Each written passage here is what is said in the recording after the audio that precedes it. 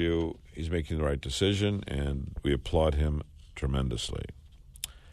We're going to hear from our man, the man who's so generous and kind and thoughtful and handsome and suave. Modest as well. I think I'm talking about James Bond.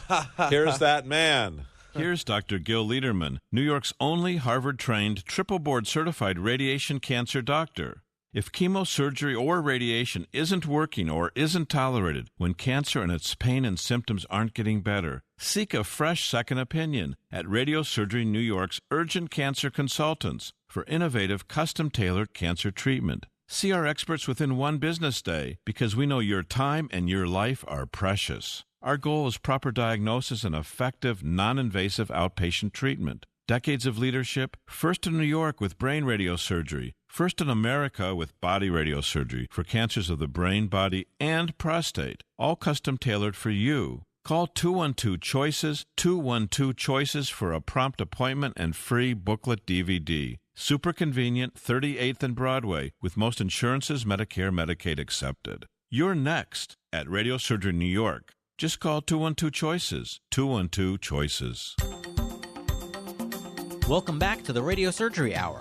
This is Rob Redstone here with Dr. Gil Lederman at the WABC studios in the heart of New York City. We're just a few steps from the Radiosurgery New York Cancer Treatment Center on Broadway and 38th Street. Dr. Lederman, the leading cancer expert, treats prostate cancer non-invasively. He was the first in New York with fractionated brain radiosurgery, and he's the first in America and in the Western Hemisphere with body radiosurgery. Hey, Dr. Lederman, we're back. Hey, we're back. We are back. John, are you back? I didn't go anywhere. No, we sat right here. We're here. We're talking about this next case, and the next case is so interesting, and it proves that I can do mathematics. Okay, let's hear it. How does a doctor do mathematics? Basing results, putting successes results into his Okay, you can practice. do that. You can do the data management. We do the data. We follow thousands of patients. And I know you guys are on top of that, more so than most practices that I've ever seen. That's correct. We have the data, and hopefully we'll get to some of the new data that we've just put together. Anyway, this is a 44-year-old woman from Virginia who comes in for treatment. She has cholangiocarcinoma, which is a cancer of the bile ducts. It's metastatic, which means it's stage 4. She has 8 kids and a loving husband, and she's fully functional. If you saw her, you'd say, wow, she's looking like a normal woman. That's how we want a patient, of course. Yeah. So we treated some difficult spots in the past, and now she's chosen to go on chemotherapy. She came in with a new scan of her body, and the scan said everything is stable. I said, well, can you just tell me, how was that metastasis to the lung that we treated last year? Can we just, instead of having a report where it's talk about everything is stable, let's go measurement size by size, tumor by tumor, right? Break it down, Break it down. I want to know how my treatment's working to be able to tell her, because I told her, I think we can make your tumors stop or shrink most likely. And I can never promise anything. Yeah, of course not. Because if you're a doctor, I'm sure you wish you could. And you're prudent, you wish you could, but you want to be honest. Yeah, sure. So you can't promise things you can't deliver. But if your success rate is 90%, you can say most likely.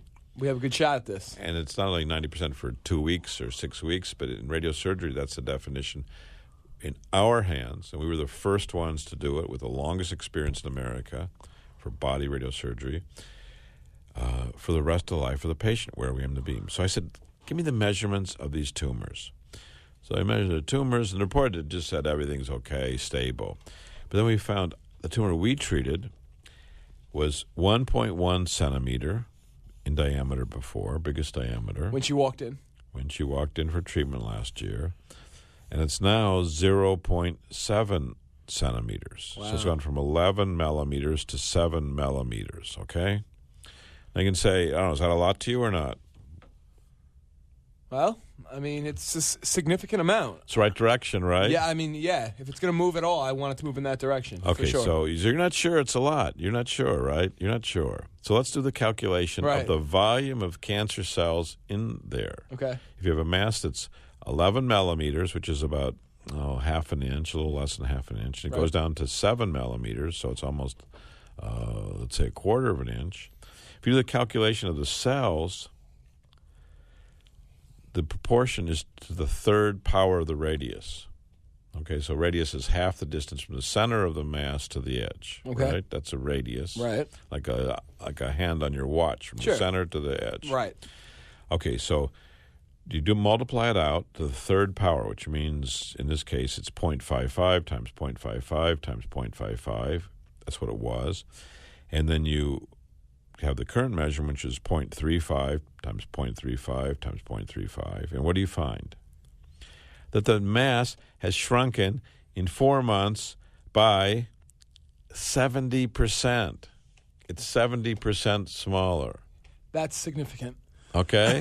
When you break it down like that. 70% smaller, okay? And that's with just one follow-up. With body radiosurgery, most likely the cancer gets smaller and smaller and smaller with time. So I called up her and her husband. I said, I just want you to know something about that tumor that we treated. You wanted to see if what we do really works? I said, there was only one tumor, only one cancer that shrank.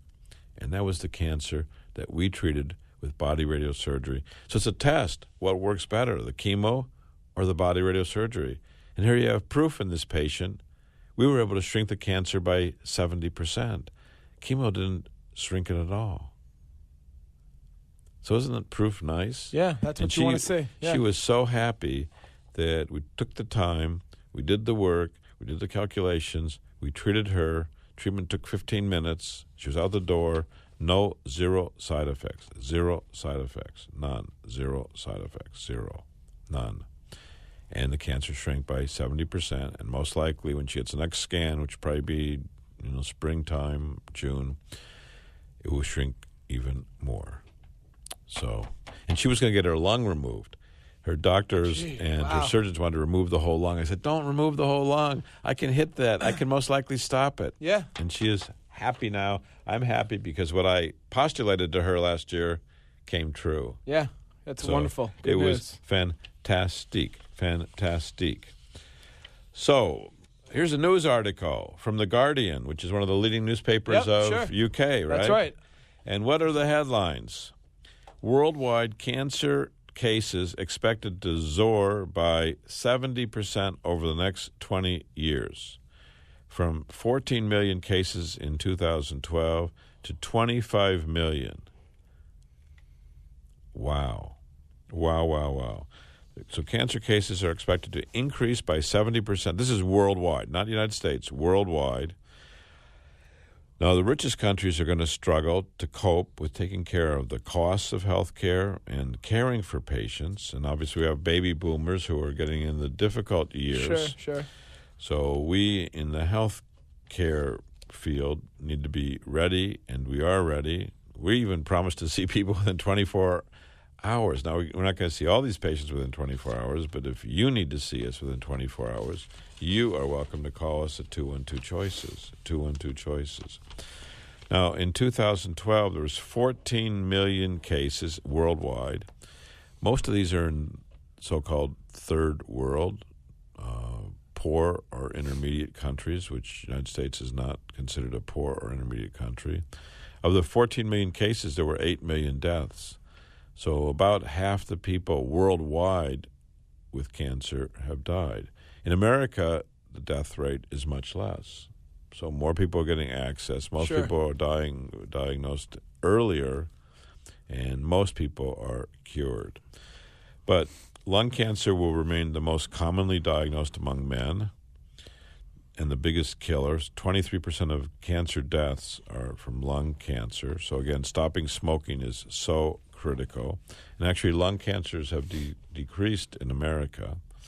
Breast cancer is the most common diagnosis in women, 25%, but causes 14% of deaths. So most women are actually successfully treated with breast cancer, which is the opposite of lung cancer, which is why we have to be more aggressive. We have to be aggressive with every cancer.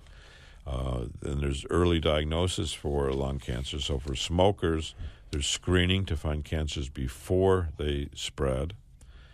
And the other deaths in women and men are bowel cancer. Men, prostate is a leading cancer, and stomach cancer are very common.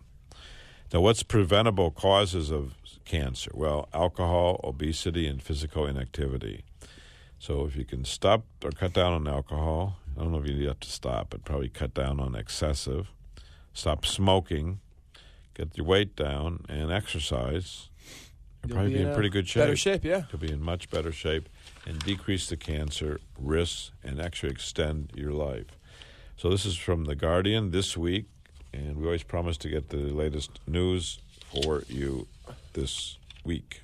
What do you think about that? It's interesting stuff. I mean, it's interesting stuff. Every week, I'll tell you, Doc. Every single week, I learn something new. And I just got a call from California yesterday. Okay. So a patient out there went for treatment with an acoustic neuroma. Acoustic neuroma is a benign tumor on the hearing nerve. Okay. The patient was treated at one of the biggest, most famous universities in California. They were left with facial paralysis. Do you know what facial paralysis is? Does that have to do with the movement in the face? Yeah, well, it has to do with the movement not moving, paralysis. Right, the lack of movement. Yeah, it's lack of movement. So you've probably seen people on the street and their mouth is drooped down, right? Right. And their eye is drooped open.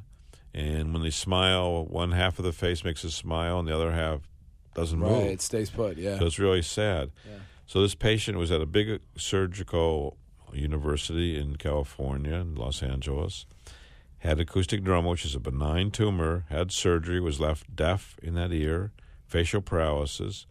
Now they're trying all kinds of nerve transfers and nerve procedures and more procedures to try to get the face to look somewhat normal. We, this week, had a patient who flew in, a Cuban man, flew in for treatment, came in, he's 35 years old, came in with his girlfriend, who's beautiful. He's handsome. He runs a cigar-making company in Florida now. Sure. He's about 35. He's had an acoustic neuroma for a couple of years. He's been so reluctant to get treatment because he doesn't want to have facial paralysis. He doesn't want to be deaf. He doesn't want to be incapacitated. Yeah, sure. He runs his own business. He wants to keep living. He can't go out for 6 weeks or 6 months and go to a nursing home and rehab. And he has to meet the public. He came for treatment. He had 5 treatments. We have the world's largest experience treating acoustic neuromas with fractionated radiosurgery. We give the lowest dose, which means less side effects. The secret of success. Here's the secret. Low dose, fractionate the dose, no pins in the head, no cutting, no bleeding. We have the data over 20 years with a 97% success rate. And the likelihood of damage to the face is nearly zero, and most patients keep their hearing, and some patients even have improved hearing. Really? With fractionated radiosurgery. And I was thinking on the other coast, this poor woman who has deafness, facial paralysis, multiple procedures, try to get her face going. She has a cup of soup or a coffee, and it falls out of her mouth. Yeah, sure. It's calamity. Her friends don't want to speak with her anymore. You can say what kind of friends they are, but they don't know what to say. Yeah, her life has been so changed. Sure. This man left us. He brought me a bottle of wine. He was so happy. A patient brought the gift to the doctor. Wow. I was embarrassed to receive it, but he was so happy. His experience was so good. Good. He had the treatments, no side effects, no complications. He's going to go back home to Florida. He actually went last night. He had his 5th treatment yesterday morning. He went home to Florida and resumed his normal life. Great. And he had a week of sightseeing in New York. Yeah, got a little trip out of it. No side effects. Good. No hair loss. No bleeding. No bloodshed. So, we are going to hear from the man who is so nice and so kind and so thoughtful. When women walk across the street, he holds their hand. They take double looks. Doc. They hold their hand. He helps them. He helps people. He's incredible. I saw him last week. He had a patient who was sick, put him in a wheelchair. He took the patient up to the street himself and got a taxi for the patient himself. He's incredible. And you know what? He's going to tell us about Radiosurgery New York now. 212 choices. For cancer treatment, most prefer effective, non-invasive, well-tolerated outpatient therapy. At Radiosurgery New York, the radiosurgery pioneers, that's our goal too. We're first in America, first in New York, first for you with body radiosurgery. We hit your cancer from head to toe with no cutting, no bleeding. We have decades of experience with primary and metastatic, large or small cancers. Cancer treatment with possibly a second chance for you, even if chemo, radiation, or surgery